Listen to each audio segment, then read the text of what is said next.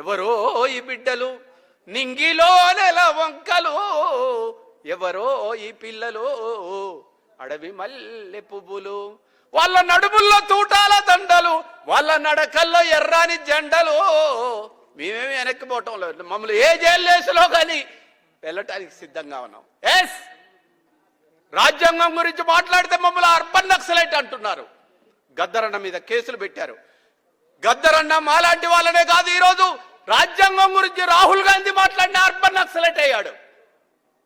అవునరా, దేశద్రోహులందరూ రాజ్యం ఏలుతుంటే దేశాన్ని కాపాడవలసిన దేశభక్తులు, స్వాతంత్ర సమరయోధులు, రాజ్యాంగాన్ని కాపాడే వాళ్ళందరూ కూడా నక్సలైట్లే అవుతున్నారు.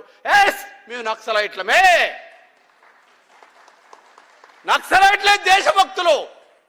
చరిత్రలో లిఖించబడ్డ చాలా సందర్భాల్లో మేము చెప్పాం. ఎస్, నక్సలే ఉరికంబం మీద నిలిచి ఊహాగానం చేసేదా నా ఊపిరి ఊయలలో మరో జగతి ఊసులాడన్న భగత్ సింగ్ని మీరు నక్సలైట్ అన్నారు.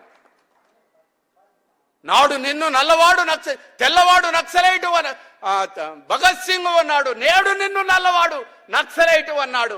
ఊగరా ఊగరా ఊరికొయ్యనందుకొని ఊగరాని శ్రీశ్రీ అన్నాడే, ఆ శ్రీశ్రీకి గద్దరుకు వారసులం ఇంకా మేమున్నాం.